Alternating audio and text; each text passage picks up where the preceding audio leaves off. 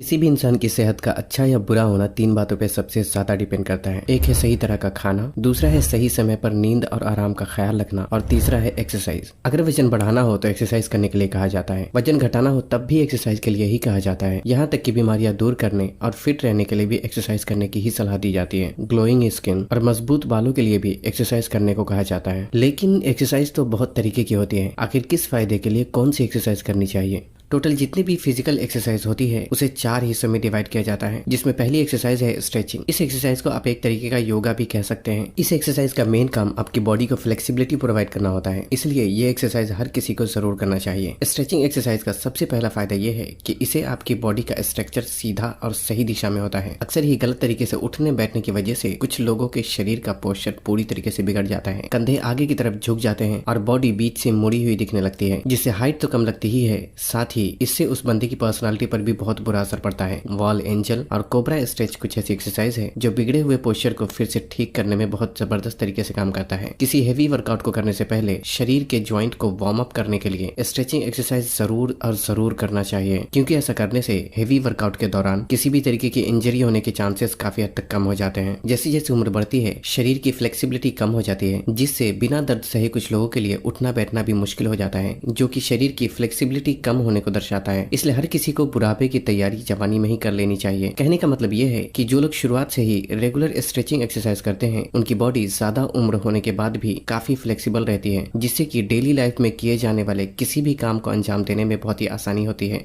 दूसरा है cardio exercise, जिसे इंडोरेंस या एरोबिक एक्सरसाइज के नाम से भी जाना जाता है। इस एक्सरसाइज में ज्यादातर आपके पूरे शरीर के अंग एक साथ हरकत में होते हैं, जिससे ज्यादा कैलोरी बर्न होती है और धीरे धीरे शरीर को जल्दी ना थकने की आदत होने लगती है। मिसाल के तौर पे jogging, running, swimming, cycling, sports playing और हर वो काम जिसमें आपके शरीर का ज्यादातर हिस्सा हरकत में होता है, उन सभी तरीके की एक्सरसाइज को कार्डियो एक्सरसाइज के नाम से जाना जाता है। यहाँ तक कि अगर आप कुछ ऐसे निजी काम भी करते हैं जिसमें आपका शरीर हरकत में होता है तो उसे भी कार्डियो एक्सरसाइज की श्रेणी में ही गिना जाता है। कार्डियो एक्सरसाइज में आपकी स्पीड जितनी ज्यादा होती है उसका शरीर पे असर भी उतना ज्यादा होने लगता है। मिसाल के तौर पे अगर आप वॉकिंग कर रहे हैं तो इसे लो इंटेंसिटी कार्डियो एक्सरसाइज कहा जाता है, जिसका शरीर पे बहुत कम असर होता है। अगर आप जॉगिंग कर रहे हैं यानी आपकी स्पीड चलने से थोड़ी ज्यादा और दौड़ने से थोड़ी कम है तो इसे मीडियम इंटेंसिटी कार्डियो एक्सरसाइज में गिना जाता है। और फाइनली अगर आप दौड़ रहे हैं तो इसे हाई इंटेंसिटी कार्डियो एक्सरसाइज कहा जाता है, जिसका शरीर पे असर भी ज्यादा होता है। इसलिए एक्सरसाइज की स्पीड आपको अपनी उम्र और ताकत के हिसाब से रखनी चाहिए। कार्डियो एक्सरसाइज करने से दिल की धड़कन तेज होती है और पूरे शरीर में खून का दौरान तेजी से होने लगता है। आपके शरीर में ऑक्सीजन की जरूरत बढ़ जाती है, जिससे आपकी सांसें भी तेज होने लगती है। आपके शरीर की कोशिकाओं की इंसुलिन सेंसिटिविटी बढ़ जाती है, जिससे डायबिटीज, कोलेस्ट्रॉल, पीसीओडी और दिल से जुड़ी बीमारियां होने के चांसेस भी बहुत कम हो जाते हैं। हमारा सर जो कि शरीर के सबसे ऊपरी हिस्से पर होता है, नॉर्मली वहां तक खून का दौरान ठीक से नहीं हो पाता। कार्डियो एक्सरसाइज करने से सर के ऊपरी हिस्से तक भी खून आसानी से पहुंचता है, जिससे बालों के जड़ मजबूत होते हैं और स्किन भी साफ होने लगती है। इतना ही नहीं, इससे आपका दिमाग भी ज्यादा बेहतर तरीके से काम करने लगता है। इस तरह की एक्सरसाइज को करने से शरीर में HGH यानी ह्यूमन ग्रोथ हार्मोन भी काफी मात्रा में रिलीज होने लगता है, जिससे शरीर के अंदर हीलिंग प्रोसेस शुरू हो जाता है और बीमारियां धीरे धीरे ठीक होने लगती हैं। जिन लोगों की हाइट बढ़ने की उम्र है उन्हें भी कार्डियो एक्सरसाइज जरूर करना चाहिए, क्योंकि इससे शरीर में हाइट बढ़ाने वाले हार्मोन ठीक तरीके से रिलीज हो पाते हैं। इस तरह की एक्सरसाइज में बहुत जल्दी पसीना निकलने लगता है, जिससे रोम छिद्र खुल जाते हैं और स्किन के अंदर मौजूद गंदगी बाहर निकलने लगती है। इसलिए दाग धब्बे भी धीरे धीरे ठीक होने लगते हैं। वैसे तो कार्डियो एक्सरसाइज हर किसी के लिए फायदेमंद होती है, लेकिन फिटनेस गोल के नजरिए से जिन लोगों को वजन घटाना है उसे कार्डियो एक्सरसाइज ज्यादा करनी चाहिए, क्योंकि इस तरह की एक्सरसाइज में शरीर से कैलोरीज ज्यादा बर्न होती है, जो कि शरीर से चर्बी कम करने में ज्यादा मददगार होता है।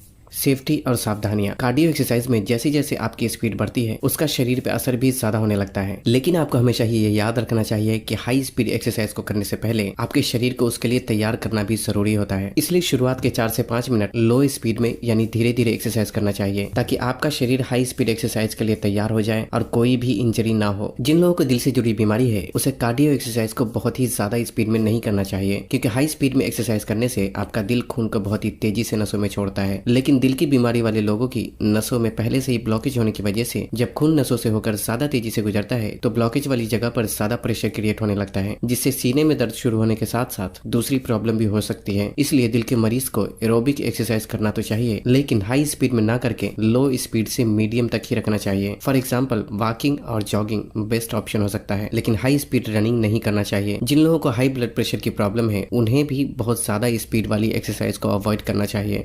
नंबर 3 है स्ट्रेंथ ट्रेनिंग। बेसिकली ये एक्सरसाइज आपके शरीर के स्टेमिना को बढ़ाने का काम करता है। इस एक्सरसाइज को 2 तरीके से किया जाता है। एक तो एक्स्ट्रा वजन उठाकर, जिसे वेट लिफ्टिंग के नाम से जाना जाता है, जैसे कि बेंच प्रेस, डंबल रॉ और लेग प्रेस। दूसरी तरीका वो है जहाँ शरीर के वजन को ही इस्तेमाल करके एक्सरसाइज को परफॉर्म किया जाता है, जिसे कैलिस्थेनिक के नाम से जाना जाता है। एग्जाम्पल के लिए पुशअप, पुलअप और स्क्वाट जैसी exercise. Basically strength training exercise का नाम सुनकर ही पता चलता है कि ये आपके शरीर के अंदर की स्ट्रेंथ यानी ताकत को बढ़ाने का काम करता है और इसी दौरान आपके शरीर की मसल्स फाइबर इंप्रूव होकर ज्यादा मजबूत होने लगती है, जिससे शरीर में लीन मसल मास की मात्रा भी बढ़ती है और शरीर अंदर और बाहर दोनों से स्ट्रांग होने लगता है। इस एक्सरसाइज में आपको अपने अंदर से शरीर का मैक्सिमम बल लगाना पड़ता है, जिससे शरीर में प्रेशर क्रिएट होता है और शरीर के अंदर जमी गंदगी को आपका शरीर बाहर फेंकने लगता है, जिससे आपकी स्किन भी साफ होती है और यहाँ तक कि सारे इंटरनल ऑर्गन भी ज्यादा बेहतर तरीके से काम करने लगते हैं। सेफ्टी और सावधानियां। लोग स्ट्रेंथ ट्रेनिंग करने से पहले वार्म अप एक्सरसाइज नहीं करते, उनमें अक्सर ही स्ट्रेच मार्क्स और कभी कभी ज्वाइंट पेन भी शुरू हो जाते हैं। इसलिए ऐसी हेवी एक्सरसाइज करने से पहले 10 से 15 मिनट के लिए आपको अपनी उस मसल्स को